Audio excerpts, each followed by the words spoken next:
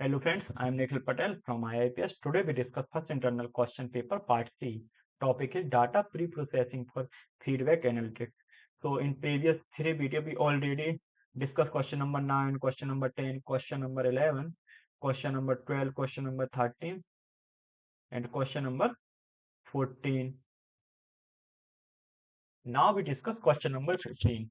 Question number 15 says using the feedback rating data set normalize the value 35 using first in min max normalization 0 to 1 range. Second, Z-score normalization. Third, is decimal spacing, which also discuss which method is most appropriate and why. So start one by one. So we are normalizing the single value v equal to 35. We use the data set static calculate back in question number. इसमें minimum value हमारी 30, maximum value 17 and mean value है 28.62 और इसमें standard deviation की value 12.94. तो for minimum max normal again we put the formula then we calculate और and then result is 0.386. इसका interpretation हम क्या करेंगे, जो स्कोर है वो 35 is at the 38.6% marks of the range. Then we find Z score normalisation. तो then we put formula and calculate. तो हमारा रिजल्ट आएगा 0.493. हम इसमें इंटरप्रेट क्या कर सकते हैं, तो हम इसमें इंटरप्रेट कर सकते हैं कि जो हमारा स्कोर है वो 35 है, जब half a standard deviation above the average. Then we find decimal scaling. So decimal scaling के लिए अगेन वी पुट फॉर्मूला. तो हम इसमें लॉजिक क्या लगाएंगे, जो हमारा मैक्सिमम वैल्यू रहेगी किसी भी डाटा सेट के लिए वो 70 है. तो this is a two digit number.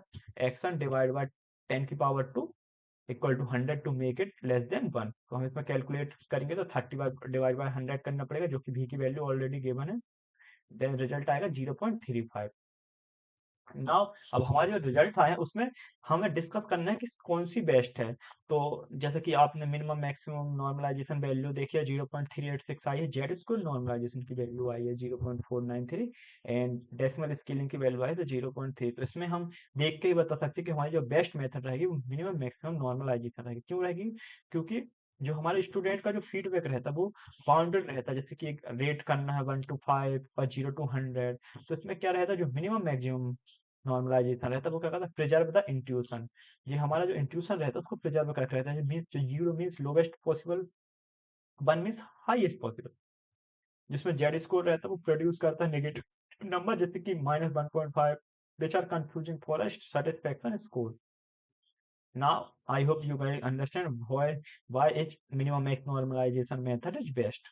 Now we move to the next question number 16. So using age and productivity data from question number 4, normalize both attributes using Z-score normalization, compute Pearson correlation coefficient and covariance, comment on whether the relationship is possible या negative. तो जो हमारा जो data question number 4 में उसमें जो mean I थी हमारी वैल्यू वो आई थी 146.4 का. मैंने यहाँ डायरेक्ट दिया है ताकि बार बार पीछे जाना नहीं पड़े. स्टैंडर्ड डेविएशन की वैल्यू आई थी 13.81 आई थी. और यहाँ प्रोडक्टिविटी पी मीन्स उसकी आई थी आंसर आया था 29.28 और स्टैंडर्ड डेविएशन की वैल्यू आई थी 9.19. तो first we find normalize both attribute जिसको हम बोलते हैं जेड स्क्वायर. तो we convert raw data into Z square to make them comparable. Then first example लेते स्टूडेंट 1 का. तो एज उसमें क्या थी 23 थी और उसमें जो जेड एज थी वो 23 माइनस 40.44 डिवाइडेड बाय 13.81 तो -1.69. इसकी प्रोडक्टिविटी वैल्यू थी 9.5. तो जेड स्क्वायर प्रोडक्टिविटी की वैल्यू होगी 9.5 minus 29.28 divided by 9.19. So answer is -2.15. तो इसमें इंसाइट हमने क्या निकाला कि जो स्टूडेंट है वो बहुत ही यंग है, -1.6 has a very low productivity -2.15. Similarly for हम निकालते हैं स्टूडेंट 17 के लिए. तो स्टूडेंट 17 की वैल्यू थी वो एज थी वो 16. तो उसकी जो जेड एज आएगी वो आएगी 60 माइनस 46.4 पर डिवाइडेड बाय 13.81. तो आएगा आंसर हमारा 0.98. और इसमें जो प्रोडक्टिविटी की वैल्यू थी 14.1.2 थी. तो हम जेड प्रोडक्टिविटी वैल्यू निकालेंगे 14.1.2 माइनस 21.28 डिवाइडेड बाय 9. तो आंसर आएगा 1.29. तो हम इससे इंसाइट क्या निकाल सकते हैं, जो स्टूडेंट है वो ओल्डर है कितना +0.98 एंड हाईली प्रोडक्टिव है +1.29. तो इस तरीके से हम फर्स्ट क्वेश्चन के आंसर फाइंड कर सकते हैं. Then find Pearson correlation coefficient जिसको हम आर से डिनोट करते हैं. उसमें क्या हम सबसे पहले कन्वेरियंस या कन्वर्जेंस निकालते. तो average of the product of deviation होगा वो होगा convergence AP approx 96.5, तो इसमें जो positive number means they move in the same direction. तो first then we put correlation coefficient formula और then we use formula 96.5 divided by 2.5 into 9.16, तो 96.5 to 6.9, तो इसमें हम कैलकुलेट करेंगे तो हमारा रिजल्ट आएगा 0.7। हम इससे क्या कंक्लूड कर सकते हैं?